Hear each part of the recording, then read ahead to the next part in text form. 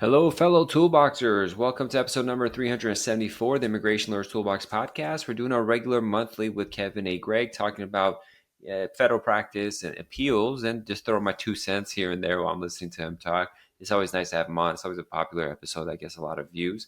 Before he starts, I want to remind people it's one of the last times I'm going to say this because the E2 session that we do, the Learn E2 is essentially a 1 hour session. And the last one we're doing for a while is this April 17th at 10 a.m. Pacific, 1 p.m. Eastern. Please contact me if you're interested in signing up for that. Lawyers only. It's a live show, $300. info@immigrationlawyerstoolbox.com. It's email to send info@immigrationlawyerstoolbox.com. We're going to start switching out to L1s and IW. So I want to get that last one in before we start another series of different things. I want to thank all the authors who contributed to issue number 8 of the Immigration Lawyers Toolbox magazine. Number 9 is coming out hopefully this week, and we're looking for articles for number 10. So if you're interested, email me as soon as possible with an idea, a title for a great topic to get you in on that one, and be able to publicize work that you do and your expertise, both to help the immigration bar, but also help find clients. And we'll probably do an interview afterwards so people could get to know you better. So that's always a lot of fun. I do want to thank the sponsor of the magazine and the podcast, Matrix INS Zoom. Are you tired of syncing your most valuable asset into tedious data entry? Then it's high time to streamline your immigration process with Matrix INS Zoom, the leading immigration case management software trusted by top law firms and corporations worldwide. Matrix INS Zoom helps you manage cases, track deadlines, and automate workflows so you can focus on what matters the most, your clients. But that's not all. Matrix INS Zoom just launched GovNotice IDP, a revolutionary AI-powered tool that automatically extracts critical information from your government notices and receipts. No more manual data entry errors or headaches. Instead of traditional and highly time-consuming manual entry of USCIS notice data, GovNotice IDP automates the entire process, ensuring a faster, more error-free experience. Legal teams can upload batches of receipts in bulk with automated classification and case linking, reducing processing time significantly. That way you get incredibly high accurate notices, hundreds of notices per day, and you're able to send email notifications to internal and external stakeholders. The software supports USCIS receipt notices, including pre and processing, as well as approval notices. With GovNotice IDP, you can process and manage your case faster and more efficiently than ever before. Ready to elevate your immigration practice to the next level? Learn more at hrc.metritech.com/toolbox. That's hrc.metritech.com/toolbox, and use that link so they'll know that you heard it here. Without further ado, all the information provided here is not intended as individual legal guidance, but you all know that already. So let's get the show started. Hello, Kevin. Thank you so much for coming on the show. My pleasure as always. And as I was saying beforehand, although I'm pretty sure I just violated, I need to not furrow my brows as much on this. And going forward, it's too much brow furrowing. No one has brought it up except me and my wife.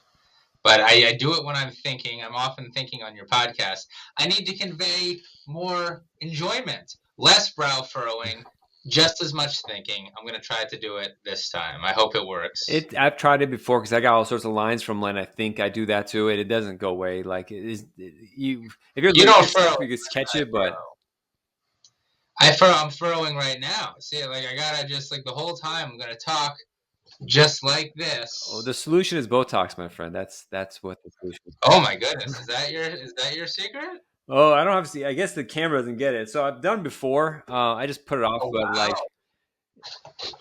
it's like it's mostly like my mom's like, do it. You're getting old, kind of thing. I'm like, coloring my hair too. I don't bother unless like it's a big event where she's like, you have to color your hair or something. My wedding was last time. She's like, make sure you get all the grays out. But that was like 10 years ago or something.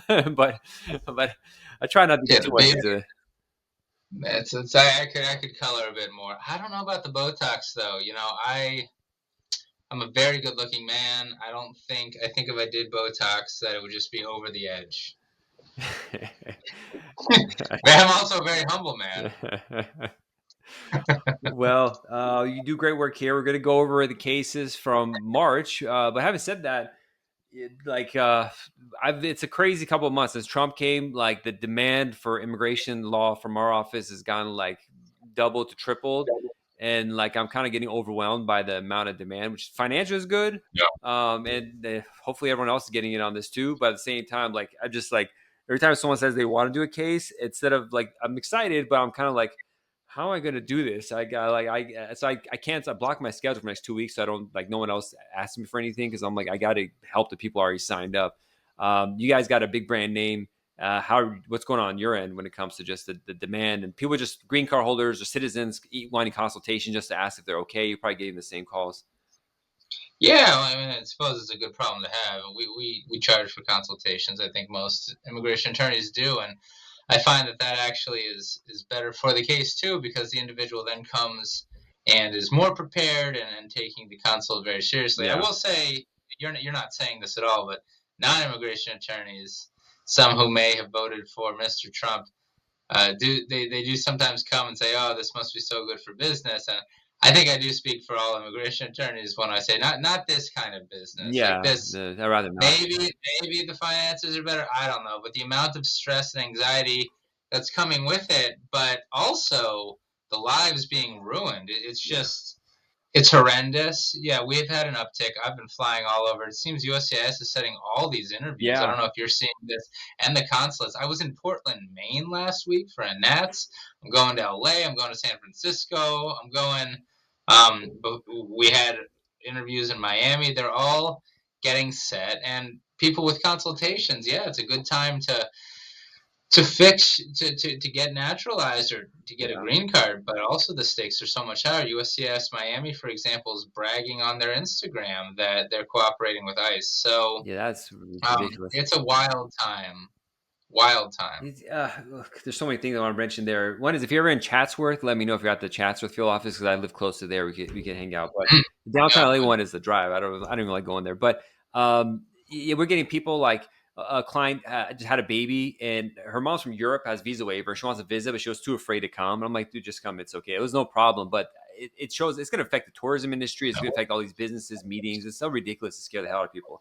And then there's the well, sending random people to Venezuela craziness. That's like insane with no due process. Not it's Venezuela to horrific. El Salvador. Hey, look, if the US dollar crashes, maybe tourism will go up. It'll be cheaper. Um, No, the Venezuelan thing. Oh my God! And at least two of those guys are clearly. First of all, it shouldn't matter whether you're gang or Yeah, not. I mean, being a gang member is cat protection, and just whisking people off without any being a gang member and actually having a fear of the regime or other gangs is a possible convention against torture claim. There's precedent after precedent on it. So to just take these people away, even if they are gang members, is is the slipperiest slopes, and it's just in violation of the law. But I mean, to label them terrorist groups, so that's not what terrorism is. Not. It's not. I'm no defender of the gangs at MS-13, but they're not a terrorist entity in the United States. Not in the way that the terrorism laws and the immigration law exceptions were meant yeah, to apply. But and now it's coming out that at least two of those Venezuelan guys were clearly not gang members. That this MS-13 guy, this guy had his dad in Virginia had withholding of removal and a fear of MS-13 and was whisked away a couple days ago. And Benjamin Asario's law firm went into court and had a whole argument where the government has said, oops, but you have no jurisdiction to fix this. This is an attack of the rule of law. It's intentionally being done on immigration first because it's easy yeah, to call the immigrants others, and the American public doesn't really care because it's easy to, why do they deserve these rights? But this is just the tip of the iceberg. I said it on my podcast that dropped today, and I'm doing them on Tuesdays now instead of Mondays, so I can have a little more weekend with the family. That's what suffered there. But if they can say you're a terrorist, we're sending you to a Salvadoran gulag, and there's nothing you can do about it. I mean, they can do that to you. They can do that to yeah. me. They're just And setting up the they can logistics of it. Yeah. they can come to my house right now, say, or I don't know, maybe the maybe Fourth Amendment still applies, but they could pick me up Well, outside of no, my house right now. Bush and Obama, you did designate a foreign combatant that throws that out the window. Like they've already established. Yeah, Well, yeah, you can get killed in Yemen. That is true. But putting that aside, they could say you're not a citizen. You are part of this Venezuelan gang, Kevin Gregg. We're sending you to El Salvador. There would be nothing to stop them yeah. except an emergency habeas petition where I don't know someone If you get that it in time, yeah, if you can get in time. These are scary times. It's not what the rule of law is. I'm optimistic that the rule of law will prevail, but not before all of these lives are ruined and a lot of more chips at the U.S. legal system fall off the block. for sure. So That's not why you're having me on your show. one note is that we had a file we did in February, and they just got their interview scheduled now. So it's like after a month and a half. I got kind of worried about that, but I saw in Facebook groups other people were having it. It was a clean adjustment case. I'm like, why are they scheduling it so Mm. fast? But maybe because it's so clean. But just other people are listening, they might have had these. So that's what's going on before you get into the cases. So, Reading the tea, I found reading the tea leaves impossible. I'm not sure. Something I think I personally think USCIS is trying to clear their deck to begin something. BIA has issued a million scheduling orders. It seems they're trying to clear their deck, but I don't know if that means on the substance. I don't know what that means, but I do think reading the tea leaves right now is almost yeah. impossible. So the stress I was putting off, like, 'cause I knew this was gonna happen from last time around, but I was just like, okay, I'm gonna enjoy the calm before the storm, before it happens, the little time you have left, because the insanity is starting already. What did you do to enjoy the calm? Just ignoring What the do you do? fact of knowing, because like I people, immigration was like really frustrated. Oh, it's coming, it's coming. I'm like, I know it's coming. Let me just enjoy the fact that it's not here yet. It Um, hasn't hit me, mhm. because I know it's gonna hit me like a wave. So Even I didn't think it was going to be this bad, and I thought it was going to be really bad. yeah, yeah. I mean, one thing is like they're saying if you're out of status at your adjustment interview, we get you. But like almost everybody who's going to adjustment interview is out of status, so you don't need to maintain status anymore. So uh, unless you're on an H-1B working, if you're married, you don't necessarily keep your B1 or F1 student. You graduate, you don't keep status because you're married U.S. citizen. So it's like people are worried about that. I doubt they'll do anything to them per se, but they do these one-off kind of things is just to send chill down people's spine. Nah, And then I mean, they start detaining everybody, putting them in removal proceedings instead of adjudicating their adjustment. They can do a lot of things. People will give up. I hope they don't. Those people would be due bonds unless they get rid of the immigration judges, which is being discussed by people who are high up. That they're not even going to have immigration judges anymore. I do feel like the immigration bar and AILA, and I'm a big fan of AILA. I do feel like we're constantly playing in one world and the Trumpers are actually playing in a whole different yeah, sandbox. So like we're fighting the fights of the past, and they're actually changing the entire rules. And the real question is, are they doing so in a way that is legal? But we'll see. yeah, We'll see. yep. All right. So with that intro, so how many cases we got? Any good news? That's why. That's why I stay with the federal courts because that takes a lot more time. That takes a lot more time to capture. And thank God we had 4 years of Biden in between these Trumps. And he put in a lot of federal judges. Not that it really matters, quite frankly. Before we get to it, it doesn't really matter who the judge is. The Trumpers on the district court level, they keep saying the judges are biased. We need to impeach them. We need to limit nationwide injunction, which Stephen Miller loved nationwide injunctions from 2020 to 2024 with his with his whatever group in Washington D.C. Yeah, Now he thinks it's a threat to democracy, but there have been studies. The political affiliation of the president who appointed the district court judges doesn't really have a correlation yeah, with the injunctions being issued against the Trump administration in Trump 1 or Trump 2. interesting. So it's all like so much Yeah. they And one say. thing It's is, all you can never tell. The immigration is like on the immigration issue in particular. Most times, judges have no idea about immigration law, and it's like the last thing they think about when it comes. well, they know at the district court level, it's not so much about immigration as it is about the rule of law, the Administrative Yeah, Procedures Act, and constitutional rights, and following the statute. So, you know, there is no real correlation. You would never know that from all the BS coming out of Washington hmm, and the uh, unscrupulous reporting that just takes what they say as gospel and says, here's the nonsense they've said today. But judges across the political spectrum, or their appointees who appointed them, have found that the Trump administration is violating the law. At the district court level, the cases I come on your show to talk about are at the appellate level. yeah, That is more about the INA, removability, and all of that at the yeah. petition for review stage because they're different things. I don't know if there's I don't know how significant the correlation is on that either. The judges that President Trump appointed the first time, they do almost always, in my readings since 2020, in a precedential decision, they're almost always ruling against a non-citizen. But that is not the case for W and HW and even Reagan appointees Mhm. necessarily. So, with that caveat, Zia v. Scott out of the Eighth Circuit actually starts at the district court level. It's about the Hague Act of the Hague Adoption Act, and so it's not a case we ever talk about on the podcast, yours or mine. Mhm. But it's very interesting. Miss Zia is the biological aunt and adopted mother of her son Tim, her adopted son Tim. His parents got an EB-5 approved from China, but quite frankly, it was taking too long, and they wanted Tim to get his feet wet in America. And then when they figured it was taking so long, the record at least shows, they said, you know what? Why don't you stay?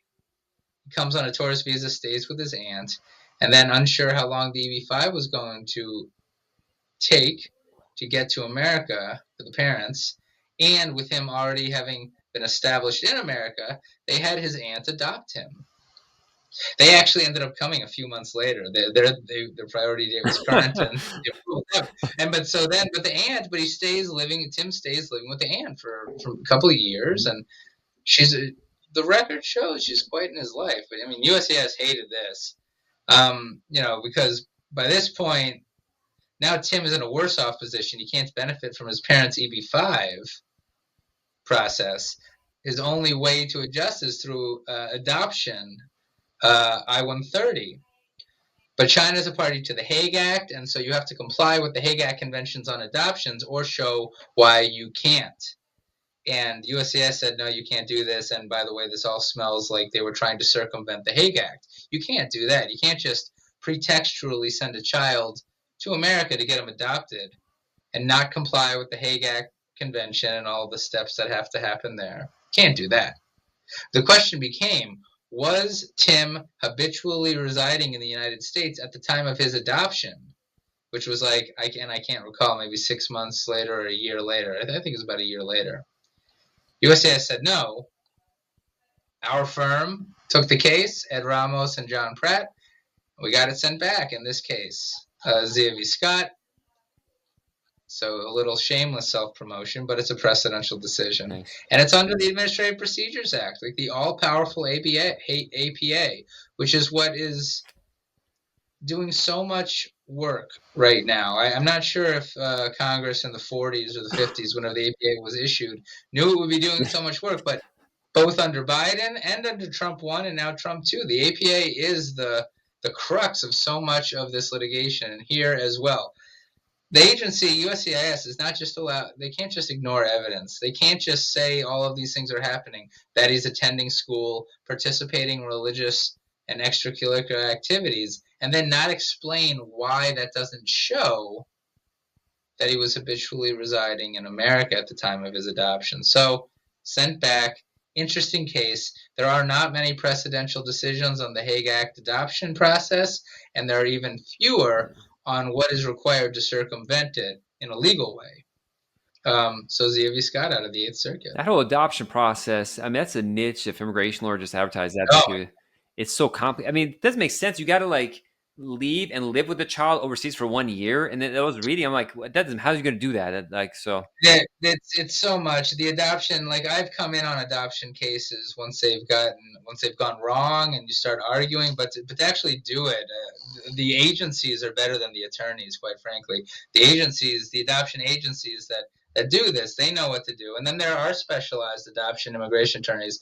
There's like 10 of them nationwide. They all know each other. There's one in San Diego. Her name escapes me, but no, it's absolutely a niche, and it's not something I would feel comfortable doing, uh, yeah. helping someone with an international adoption, because the stakes are so high and the requirements are so weird. Yeah. Like the age is 16, you have to get it instead of 18. Like it's just like, that's like random. They just had There, 16 as a cutoff. there's a lot. So I know from the I-130 instructions, I'm like, okay, I know this is something that I'm never going to touch. Yeah. Assuming the Hague Act applies, the Hague Act doesn't always apply. Not all countries have Yeah. signed on, but China has. Most of the countries have. The U.S. has. So when it applies, it's chaos. And when I started my firm, I'm like, well, this might be a good niche. So I started studying it, and that's right when they changed up all the rules again. I remember it was like 10 years ago they started like Hmm. redid this. So I'm like, okay, I'm not gonna bother restudying this again. Well, good stuff. What do we got next? Matter of CAR out of the BIA. This is an important one. Um, this is on an issue that I've talked about a lot on the podcast, and it's one of the issues that people have emailed me the most about because apparently it's a nationwide thing. You know, the BIA finally touched it Mm-hmm. and issued a pretty good decision for non-citizens, and that is this: immigration judges nationwide in removal proceedings are ordering asylum seekers to file these sworn declarations. Yes, of course, you've got to submit the I-589. You've got to answer all the questions. You've got to provide details to those specific questions. But many IJs require these detailed, sworn affidavits, pages and pages long. When we do these, they can be 5, 10, even 15 pages, single space. You want to tell the whole story. And it's just cross-examination on a silver platter, right? Mm-hmm. You submit a 10-page declaration, DHS has it, and then you have your client on the stand testifying to the same thing maybe 3, 4 years later. Quite frankly, anyone messes up a little bit. Yeah. Dates, names, it's just not possible to say the same story identically twice. Humans can't do it. Yeah. I mean, I guess unless you've prepared for 100 hours, but even then, there's Yeah. always going to be some small thing. On the other hand, it serves a very significant, benefit. We do submit them on our own. It brings the client in um, to their story. It helps the court and the government know, okay, here's what we're talking about. But what happens when you don't submit it, or in this case, you submit it late, or actually, in this case, you submit it only in English, even though the client speaks Spanish? Because, quote, because declarations are not a constituent part of an asylum application, an IJ may not deem it abandoned solely because the respondent did not submit one, end quote. The BIA has sided with, the immigration bar, at least not deeming these applications abandoned. The I-589 doesn't say you have to submit a big declaration.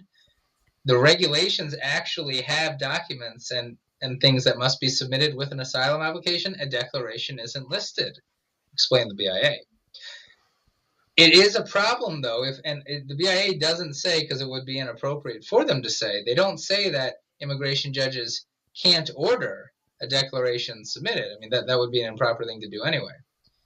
But what do you do then? You have to disobey the immigration judge. The BIA says it's just like any other document that you don't file. If it's not timely filed, the opportunity to file it is waived. So that's not really a bad result if you didn't want to submit the declaration anyway. Kind of puts removal defense practitioners in an awkward situation Yeah. if they believe it's in their best interest not to have a sworn affidavit, and then you're ignoring or not complying with an immigration judge's order. But the Aren't BIA large has saying, aren't what large chunks of what the declaration? No, I don't do asylum law, but large chunks of what the will be in the declaration are on the I-589 with those multitude of questions they have in there. yeah, those not so much. You have little boxes, and you could expand, but you can answer the asylum questions to a sufficiently detailed degree without getting so much into the story. I mean, again, we did an asylum application last fall. Big important case, don't get me wrong. That declaration was 15 pages single space to give all the context, Uh, the dates, to really build it. We did that declaration. Declarations can be very helpful and important for your case. But sometimes maybe it's in your client's best interest not to have one. And here's the BIA saying can't deem an asylum application abandoned for failure to submit one. So, big deal. yeah. I mean, a lot of people are Matter filing of these pro cost. se. They forget that it just at least gives them the flexibility of not having to do it. They I forget. feel for the IJ. I often feel for the immigration judges in these cases. In this case, this guy was pro se for the majority of the time, and the judge told him at 4 hearings, Yeah. you need to submit an I-589. And he kept doing it incomplete, and the judge kept giving him more opportunity. So the judge wasn't being unreasonable. And by the fifth time, he got an attorney, and they submitted it, and they answered all the questions. But then you had this whole declaration thing. So, I mean, I do feel for the immigration. I often feel for the IJs. Five opportunities. The IJs are publicly complaining because the administration is getting rid of some of these legal aid groups or things that you can do where Oh unrepresented people have to like talk to a lawyer at a master hearing or something like that. And it's so dumb because the lawyers actually help facilitate things get done faster. So if you're trying to deport yeah. more people, that program actually helps you do that. They don't understand it. It's Well, not. cruelty is the point, and I mean the amount of people who work for entities like Kind who have open for work notations on their LinkedIn Yeah. profiles. I mean, Kind is a wonderful organization. You got kids now going before immigration judges on their own, and I mean, a lot of immigration judges are great judges, great people, but I mean, still, you got a 4-year-old standing in front of somebody with a robe. That's a terrifying experience without anyone near them. I mean, 4 is even too young. 8, they can understand how scary. It's just wild Yeah. to me and really cruel. And I think you're right. In some ways, it facilitates removal. More importantly, it provides an opportunity for their rights to be represented and the I correct mean, legal that's the reason arguments they know to that, be like, made. we'll find, like, "Oh, okay, this guy has a case," like, it's just not getting it, but at the same time, it's just so inefficient, not it helps efficiency and both goals of both sides of the bar, I guess. It's just so dumb that they do these things. Like, they got rid Yeah, of the cruel. USIS Ombudsman's office, that one because I use them a lot because they keep messing up, Yeah, and we're in the process. USIS Ombudsman was fixing a case. That case keeps getting improperly rejected, and then Lockbox will lie. They're like, no, we didn't send this. And then we have copies of it. We sent ombudsman's office, like, oh, you're right. They're lying. So it's just cruelty is the point, and difficulty is the point. yeah. The NAs must be coming back, right? And then the big financial document. Yeah. That one, The point is to make life miserable. yeah. Be obstinate. That's the thing. Be obstinate. Is that the word? Obstinate, just being difficult, I guess. I think so. Yeah. But how about this one? Lau v. Bondi out of the Second Circuit on March 4th, 2025. This is about lawful permanent residents and arriving aliens. This is a big deal right now. Everybody's freaking out. I have a green card. Can I leave and come back and be safe? And if you have criminal convictions, you really need to speak with an attorney. And quite frankly, you might not even want to risk it. But if you're going to do it, if you have any sniff of criminal arrest or anything, I advise that you enter through JFK, which is in the Second Circuit, because Lau v. Bondi is a big deal.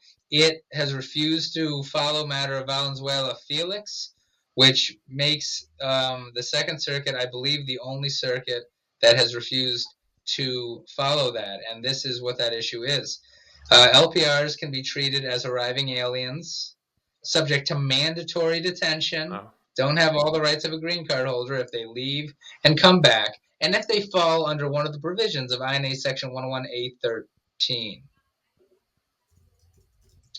Um, 118. What's that?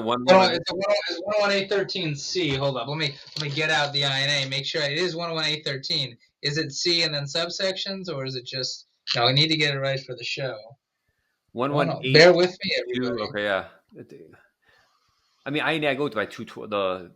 You're going by civil Right. code, I think.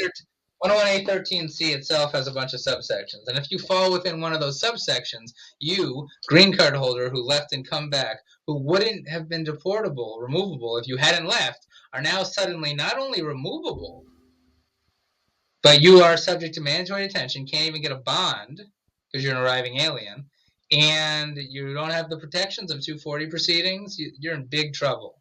And the Trump administration was doing this during the first time because it's low-hanging fruit. They're going to start doing it again. They already are start doing it again. One of the things, yeah, No, what? Yeah, is it 11813? 101A13C. Oh, 101 8 13 C.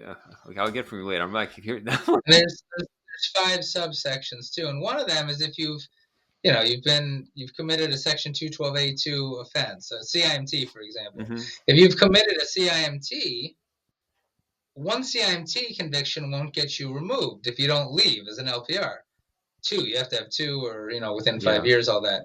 But one CIMT can get you treated like an arriving alien and make you inadmissible and be just an absolute nightmare. But what if you're like Mr. Lau, who leaves and comes back with a charge pending, third-degree trademark counterfeiting? Might be a CIMT. Yeah. I'd be curious, though. Comes back, doesn't have the conviction yet. Matter of Valenzuela Felix says DHS is allowed to parole them in, wait till the conviction happens, and then, boom, treat you as an arriving alien and put you in removal proceedings, possible, detention during the whole time. Second Circuit said absolutely not, because 108 on just a criminal charge alone can't do it. The INA says that an LPR, quote, shall not be regarded as seeking admission into the United States unless certain circumstances are shown by clear, I believe, unequivocal and convincing evidence.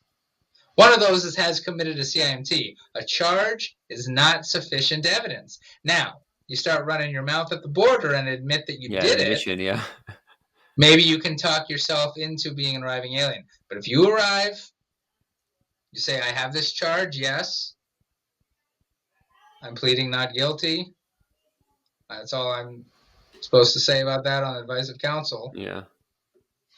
You cannot be treated as an arriving alien. Now, of course, the board knew that in matter of Valenzuela Felix, and so they said DHS can parole them in and wait it out. But here's the kicker: you can't parole in an LPR. Yeah. You have to admit the LPR. You have to let the LPR come back in. They're not seeking an admission or returning LPR. This is the Flutie doctrine, which has essentially been supplanted by INA Section 118.13c.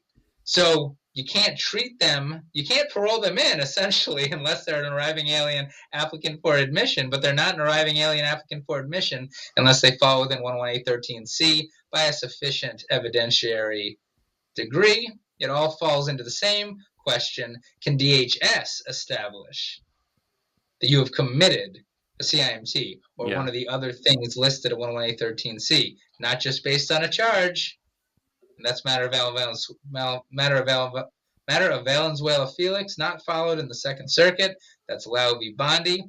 If you're leaving and there are charges at any point in your background unresolved, come in through JFK with a copy of Lau v. Bondi in your pocket and keep your mouth shut, because they can't treat you as an arriving alien returning green card holders.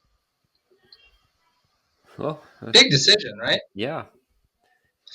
Now, So much to looking at turn my to. notes here, the Fifth and the Ninth Circuit have apparently agreed with Valenzuela Felix, but at least the Ninth Circuit was doing it on Chevron deference, which of course is dead, so that might be an open issue in the Ninth Circuit, but that's certainly not the argument you want to be making from detention in Los Angeles. Yeah.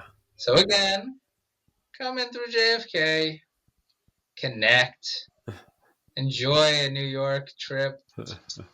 That's my non-legal advice. Lau v. Bondi. Big decision. Very interesting. Very interesting. Oh, this is April 1st. We're doing this, no April Fool's joke. So I'm not fooling. we're doing this for how many years have we doing this show now? It's been like was it last Trump era we were doing it too, or how many years has it been? I don't know. I started my podcast in May of 2020, so I'm not sure when we connected. I mean, I pretty think it was soon early after on. we reached out, connected on it. Let me see, because I'm like, what? Like, we can look back on this one, like, be like, oh wow, we were just starting with the craziness. We had no idea. Oh, Well, but you look. Let me tell you about the rule on Rosa v. Bondi. I got 4 this week, but I'm not going to go into it. But Rosa v. Bondi, big decision too. If you're in removal proceedings, DHS always has the initial burden to establish alienage, mhm. even for applicants for admission. All of that stuff. The statute says by clear, unequivocal, and convincing evidence. Now, the board and the courts, they've often said, well, not the courts, but they've always said clear, unequivocal, convincing evidence. That's just clear and convincing evidence. Same thing. An I-213, an summary, that meets it. First Circuit, Rosa v. Bondi, said no, agrees with the Sixth Circuit. Clear, unequivocal, and convincing evidence means something different. It's higher. And an summary, which is like a printout from DHS's database, even if it includes an I-213 in it, might not suffice, especially if the I-213 has errors in it. So we don't have to admit alienage in removal proceedings. It's always DHS's burden under the regulations, and that burden is clear, unequivocal, and convincing evidence. They can't always meet it. The First Circuit has agreed with the Sixth Circuit. No circuit, to my knowledge, has said clear, unequivocal, and convincing evidence means clear and convincing evidence for alienage, but I could be wrong. So the So alienage remember, thing has always been one of those strategic things that some people admit it, and some people like I never admit it. I challenge them on every fact, and yeah, like there's the effect of like, am I annoy the judge that you're challenging that? What are your thoughts? my thoughts is that it is going to annoy many judges. I think that most judges will then forget about it by the second hearing. And in any event, our job is to represent our clients. If it's in the best interest of your client, first of all, if you're filing a motion to terminate based on some sort of Barcenas constitutional violation, trying to get evidence excluded because of a violation, then you definitely shouldn't be conceding anything. Also, admitting conceding. Also, if you're not sure, I mean, you could admit alienage and actually they were a citizen, and that doesn't come out for 3 years, but now you're bound by your alienage admission. But also, look, this is the regs. This is the regs. The case law is clear. It's DHS's burden. Mm. If you're just playing games, maybe don't. Especially, more hearings cost your client more money. Yeah. Um, but on the other hand, there are reasons to challenge alienage. There are reasons to put the government to their burden. They might not be able to meet their burden. So it's a case by case Mm. decision. I wouldn't personally be overly worried about annoying the judge, though. I mean, you're going to annoy the judge, but we're lawyers. Yeah. As long as we're making good faith, non frivolous arguments, such as, Judge, I'm simply putting the government to their clear, unequivocal, and convincing evidentiary burden. No. I think that's our role if it helps your client. By the way, I think potentially our first episode was in September 2020. Wow. So what that during COVID? Wait, 2020 was COVID, right? I think we started before No, COVID or during COVID. four and a half years. Yeah, that was very much COVID. Yeah, it was right in the beginning. I mean, like 6 months into it. It must have been earlier. I thought like it. Yeah, I guess that was Trump administration. When did Trump come in last time? It was like, let's see, it's just this one. 20, Yeah, the 2016 or election. something. The election was in November of 2020. Okay. And I interviewed Ira 2019. Wow, that's been that long. Wow. You knew Ira before me. Yeah. You before you and I met. But yeah, it was Most people. 5 year relationship now, man. That's well, 4.5 ish. But 4.5. one thing on the podcast is because you have your own listeners too, and we have listeners like we talk together more, and listeners hear our voice more than probably most people in their lives if they're consistent listeners, because it's like a half an hour to hour of just repeatedly every week listening to the same person. It's such a unique way to have a relationship that never existed in history, unless so it's crazy. I talk with you every It's month like for years. it is wild. My favorite, and I've heard many of these stories at these conferences from people, and I'm always honored by it. And it's very humbling that people are spending their time listening to me talk about cases, for example. But my favorite of the stories is Jackie Watson, who I don't know what she is now, like 2 or 3 down from Ayla President, out of Austin. Jackie told me at a conference a couple of years back when we first met in person that when she hears my voice, all she thinks about is a giant steamy pile of dog poop because she's always listening to the podcast while she's walking her like 80-pound dog, and so that's been associated. And I said, Jackie, that is the highest honor I've ever heard. Please keep it up. Just, By the but way, yeah, it's a weird world. I got a booth at Ayla this summer, so I'm gonna have like a corner booth over there. Come sit with me. I'll do a live podcast in person and talk. It'll be semi, Oh, immigration review podcast booth too. So you sit with me. We'll talk to people. rock and roll. I bring my travel mic anyway. I'll bring my travel mic to your booth. Very cool. So that'll be a lot of fun. So listeners, yeah, I'd love to see you. Come in that Wednesday till Saturday. So probably I'll clean up my stuff by Friday, but Saturday or something like that. But you're coming to Colorado, right? I think you are this time around. Yeah, going to Colorado. Yes. Well, very cool. Well, thanks for coming on again, Kevin. I really appreciate it. Yes, it's get up. The rodeo is getting started, so get your shoes on, and whatever the saying is about the rodeo. I don't know what it is, but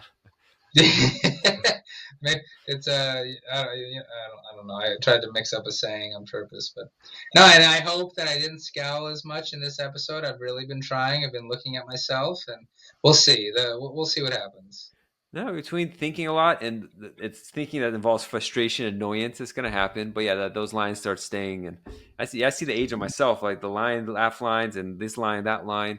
I mean, the AI, the video kind of has this like thing that fixes it up a little bit, but yeah, it's a full contact sport being an immigration lawyer. So it's being a professional in this game, you get a lot of hits and lots of sleep and thinking. It never shuts off because you could turn off the computer and go to bed, but it's still going to be spinning around in your head and thinking about it. So that's a thing that we're going to be dealing with on extra and overtime the next 4 years. Well, I think you look great. I appreciate it. Thank you very much. Thank you very much. I'm April taken. Fools. I'm married to taken. Wasn't April Fools then. I think you look great. I appreciate it, brother. So we'll regroup. See you next month. Some good cases. I mean, there's some good cases there. You always have a good Great. batch, luckily. Thanks for having me on again, John. See you soon. You got it, Russ. See you soon. Bye bye. Well, that was very nice for Kevin to come back on the show every month. I always learn a lot sitting through those sessions, and as all you know, I don't do, as y'all know, I don't do appeals in a federal court and criminal immigration, but I feel like I got some expertise just by osmosis of being around it for so many years and hearing all this kind of stuff. So it's great. I think he's going to be making. I said he's going to make it to the national conference this year. I'll be there too. I keep forgetting to say I'm going to have a booth, so please stop by the Immigration Lawyers Toolbox booth. At the AILA session in Colorado. We'll be sitting there having fun, talking to people. So it's going to be a great time. If you're a lawyer listening, we have a free community page with tons of free information, training, white labeled content, places where you ask questions. It's a website called circle.so. I'm trying to help the transfer from off of Facebook for a lot of people who are tired of using that program for various reasons. And if you're interested, just email me. You have to be a lawyer. Send me your bar information. info@immigrationlawyerstoolbox.com, private bar. No government employees, hopefully. We'll see how they're going to sneak in. Nothing illegal being said there, but I like just keeping it in a group where we could just talk openly. It's really for practice. We don't have to give disclaimers and stuff like that because, we could just talk about, hey, this, office handles things like this, all that kind of stuff. But anyways, if you're interested also in a marriage green card course on family-based immigration, be a great family-based attorney like I am and running my firm and doing podcasting on the side and spending time with kids. It's a great practice. I think you could do it too. There's a lot of businesses out there. And all you need to do is be great at it and we can help you get there. Just email me at info@immigrationlawyerstoolbox.com. And having said that, I'll see you next time. Bye-bye.